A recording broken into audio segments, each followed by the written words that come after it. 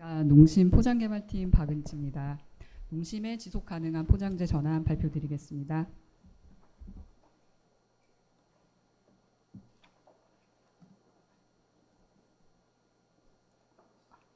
네, 발표 순서는 다음과 같습니다. 네, 여기 계신 모든 분들은 아마 친환경을 넘어서 필환경 시대라는 것을 모두 공감하고 계실 것입니다. 보시는 것 같이 격양된 모습으로 연설을 하고 있는 소녀의 모습이 보이는데요. 스웨덴 출생의 환경운동가 크렌타 툰베리입니다. 유엔에서 개최한 기후행동 정상회의에서 그녀는 어른들을 향해서 How dare you? 감히 어떻게 그럴 수 있습니까? 라고 반문을 하면서 그간의 없던 기후 방식으로 전 세계 기후 변화에 대해서 기후 변화의 심각성에 대해서 알렸습니다. 소비자들도 환경 오염이라던가 기후 변화에 대한 심각성을 인지하고 관심을 갖기 시작을 했고, 또한 친환경 제품에 대한 관심도 급격하게 증가를 하고 있습니다. 이런 제품이나 제품의 포장의 지속성 여부가 제품 구매를 판단하는 등 실제 소비 행태로 연결이 됐고요. 그럼에 따라서 이런 친환경 제품들도 점점 증가를 하고 있습니다. 이처럼 이런 거시적인 사회 환경과 소비자들의 행동이 변화함에 따라서 기업들은 CSR 활동이라던가 마케팅 캠페인을 넘어서 비즈니스 전략의 변화로까지 확대하는 방식으로 기업 위기 대응에 더욱더 적극적으로 나서고 있습니다.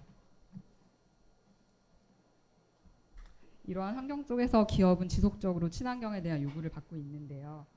국내 정책이나 법규 또한 탄소 중립과 그다음에 녹색 성장 실현을 위해서 지속적으로 발표가 되고 있고요. 그다음에 원천 감량이라던가 재활용 활성화, 그리고 재활용 원료에 대한 강조를 지속적으로 받고 있습니다.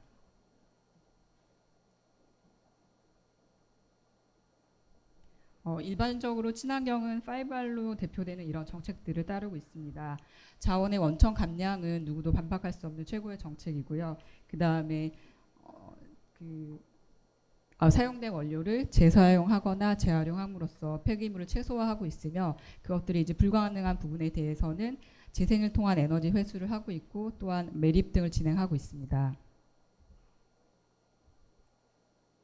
국내뿐만 아니라 전 세계적으로도 이러한 순서로 친환경과 관련된 정책의 흐름이라던가 기업 활동들이 진행되고 있습니다. 오늘의 주제인 농심의 지속가능한 패키지 전환 발표에 앞서서 조금 더 이해도를 높이기 위해서 농심에 대해서 간략하게 소개를 드리겠습니다. 잘 아시는 것과 같이 농심은 면류와 스낵류를 주력 제품으로 해서 제품을 제조하고 판매하는 회사이고요. 그 다음에 백산수와 같은 음료 사업, 그리고 기타 수입 상품들을 판매하고 있는 회사입니다. 저희 같은 경우는 작년에 재활용 용이성 등급 평가 결과 수입 상품의 일부인 2.3%를 제외하고는 대부분 보통 우수 등급의 재활용 용이성 평가를 받았습니다. 그리고 작년 기준으로 했을 때 연간 28,000톤의 포장재를 사용했고요. 그 중에서 연포장재류가 한 56%, 페트류가 28% 정도로 대부분 사용하고 있는 포장재의 80% 이상이 연포장재와 페트류로 이루어지고 있습니다. 이처럼 저희가 연포장재를 많이 사용하다 보니까 감량을 통해서 뭔가 감축을 하는 것들이 사실 어려운 것이 현실입니다.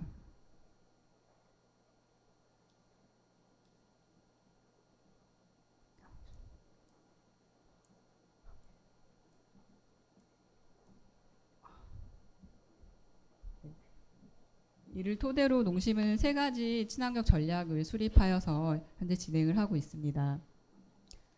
리유스, 모든 회사가 다 진행하고 있는 리유스, 원천 감량을 하고 있고요. 그다음에 재활용 원료를 사용하는 리사이클, 그다음에 리플레이스, 소재 대체 등을 진행하고 있습니다. 첫 번째는 원천 감량입니다. 저희는 이런 면 포장재나 면을 멀티팩 포장재 또는 스낵 포장재의 규격을 지속적으로 축소하고 죄송합니다. 규격 축소를 통해서 연간 300톤 가량의 원천 감량을 진행하였습니다.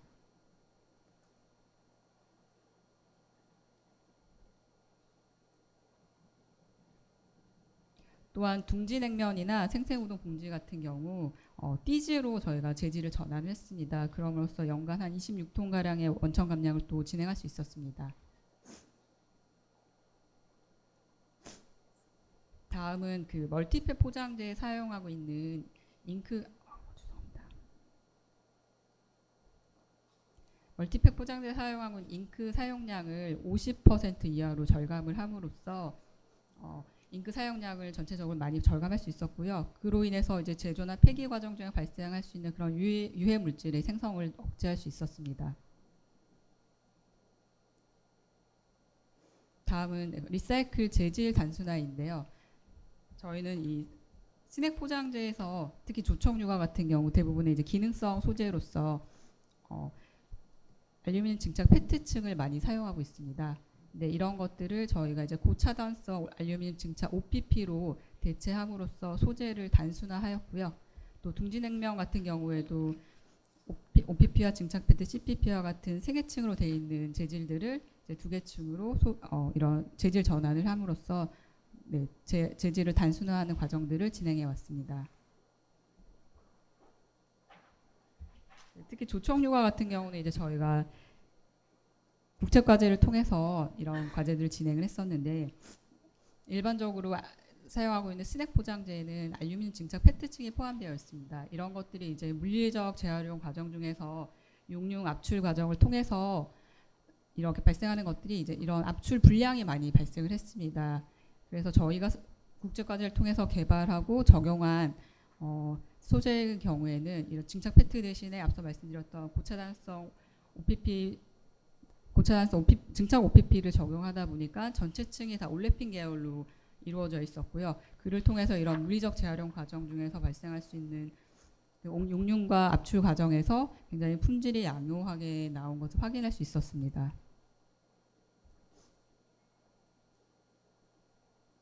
다음은 일반적인 이제 플라스틱 폐기물 분류도입니다. 보시는 것처럼 그림이 잘 보이진 않는데요. 일반적으로 이제 저희 무색 페트병과 같이 단일 재질의 경우에는 현재 이제 물리적 재활용이 잘 대체적으로 이루어져 있습니다. 그러나 그 외에 대부분의 재질들은 복합 재질로 분류가 되어서 그 재활용 현장에서 이런 세부적으로 그런 재질들이 분류 작업하기 굉장히 어려운 것이 현실이고 그러다 보니까 재활용 공정이 잘 이루어지지 않고 있습니다. 저희 농심에서 사용하고 있는 대부분의 연포장재도 복합 재질로 분류가 되어 있는데요. 그러한 것들이 그러한 재질들이 이제 물리적 재활용 가능하지만 저희가 복합 재질로 분류되어 있기 때문에 이러한 소재들이 단일 소재로 이제 분류가 될 경우에 재활용률을 향상시키거나 그런 재활용 품질 또한 향상시킬 수 있을 거라고 저희는 기대하고 있습니다.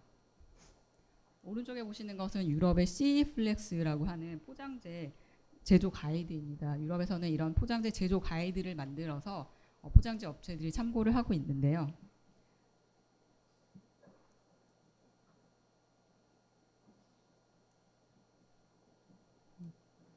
네, 그 보시는 것처럼 90%의 PE, 90% 이상의 또 PP와 더불어 90% 이상의 PO 재질 또한 재활용이 가능하다고 기준이 판단이 되고 있고요.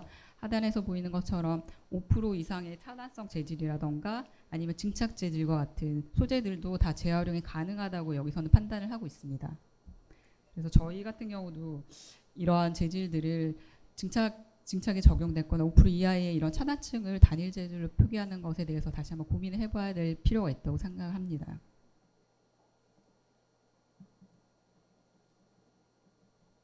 네, 제가 앞서 그 알루미늄 증착 재질에서 말씀을 드렸는데 증착 재질의 경우에는 알루미늄 포일과 증착 재질은 뭐 두께라던가 제조 방법에서 차이가 좀 있습니다. 알루미늄 포일 같은 경우는 보통 일반적으로 5에서 12 마이크로미터 두께를 나타내고 있고요.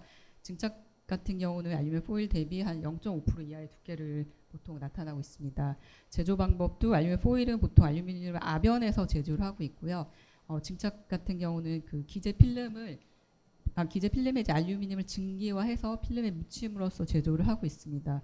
두 가지 모두 다 이제 차단성이 굉장히 우수하고 또한 디자인 효과가 굉장히 우수하기 때문에 많은 회사들이 이제 적용을 하고 있는 상황이고요. 앞서 말씀드린 저희 조청유과 같은 경우도 이런 기능성 때문에 알루미늄 증착을 적용을 했고 그러한 것들이 이제 물리적 재활용 공정에서 품질적으로 이상 없음을 또 확인할 수 있었습니다. 아래는 이제 동일한 재질의 이제 분리 배출이 달리 나타나는 현상들을 조금 보여드리는 건데요. 동일한 OPP의 증착 CPP 재질을 국내에서 저희 라면 회사에 라면 재질에 많이 적용을 하고 있는데 이러한 것들이 지금은 이제 복합 재질로 비닐류 아더로 표기되어 있습니다. 근데 일본 같은 경우는 이러한 것들 증착 재질이 이제 단일 소재로 이제 인증을 받아서 이런 것들이 PP로 지금 분리 배출되고 있고 이러한 것들이 이제 분리 배출됨으로써 훨씬 더 그런 재활용률을 높일 수 있을 거라고 판단을 합니다. 그래서 저희 국내에서도 좀 이런 부분들을 다시 한번 좀 고민을 할 필요가 있지 않나 생각이 듭니다.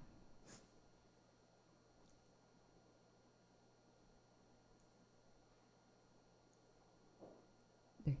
다음 리사이클 사례는 백산수 용기입니다. 저희가 백산수 용기에 이제 라벨을 제거하고 무라벨 용기를 사용함으로써 재활용률을 높일 수 있었고요. 그다음에 생생우동 같은 경우도 제품 고유의 그런 이미지 때문에 검은색 PSP 용기를 사용했었는데 이러한 것들이 이제 재활용 품질을 저하시킨다는 이제 업계 의견을 반영해서 색상을 제거하고 흰 색깔로 적용을 했습니다. 다음은 소재의 대체인 리플레이스입니다. 농심은 그 플라스틱의 탈플라스틱과 더불어 신재 플라스틱을 대체해서 재생 플라스틱을 적용하는 것까지 저희는 리플레이스로 규정을 했고요. 새우깡이나 용기면 일부에 그 페트병을 물리적 재활용을 해서 필름을 만들고 그거를 제품에 적용하는 활동들을 진행하고 있습니다.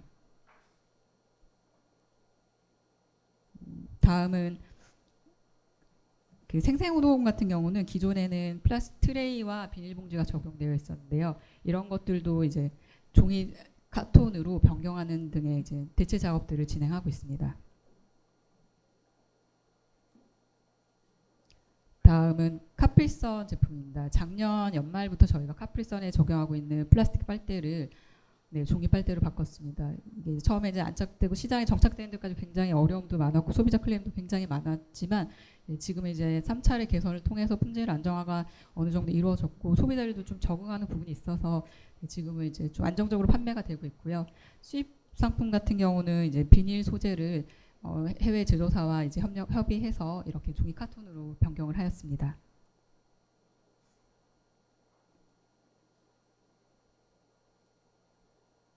네, 앞서 말씀드린 것은 이제 저희가 지금까지 진행해왔던 사례를 중심으로 말씀을 드렸고요. 향후 계획 장표입니다.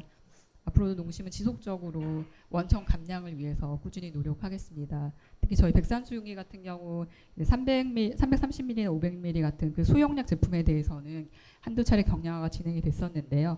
아무래도 저희가 연변에서 제품을 만들어서 배를 타고 이송이 되다 보니까 그런 물류 환경들이 굉장히 어려운 것이 현실입니다. 그래서 2리터 제품 같은 경우 아직까지 경량화가 조금 어려운데요.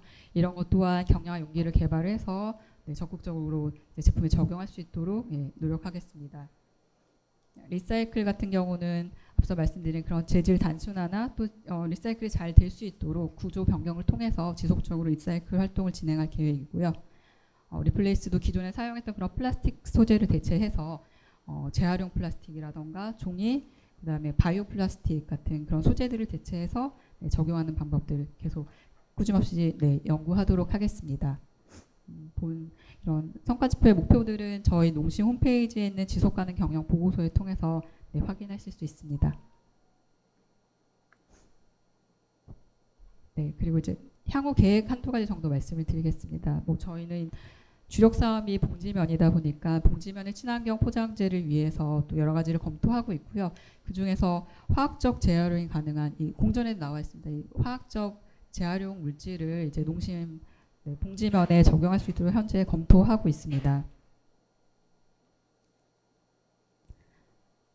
보시면 저희가 아무래도 계속 말씀드렸듯이 연포장재다 보니까 감량을 하는 게 굉장히 현실적으로 어려운 부분이 있습니다. 그래서 이러한 포장재를 화학적 재활용을 통해서 물론 감량화를 원칙으로 하지만 화학적 재활용이 될 수 있도록 제품을 만들고 그것들이 폐기돼서 다시금 제품에 적용될 수 있는 화학적 재활용 방법들을 적용할 수 있도록 끊임없이 노력하겠습니다.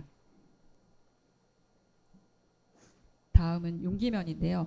저희가 그 용기면에 사용하고 있는 그 원지들이 굉장히 고급 원지임에도 불구하고 기능적인 측면에 있어서 저희가 이제 P나 PP 코팅을 현재 하고 있습니다. 이러한 것들이 아무래도 재활용이라던가 생분해 측면에 있어서 조금 자유롭지 않은 부분이 있는데요. 이런 것들을 조금 더 재활용이 용이한 그런 소재라던가 아니면 분해성이 용이한 그런 소재들을 제품 내부에 코팅을 함으로써 네, 이런 재활용이 우수하다거나 조금 더 분해성이 우수할 수 있는 그런 종이 용기들과 그다음에 제품에 적용되는 리드들을 현재 개발을 열심히 하고 있고요. 내년이나 후년에는 목표로 해서 적용할 수 있도록 노력하겠습니다.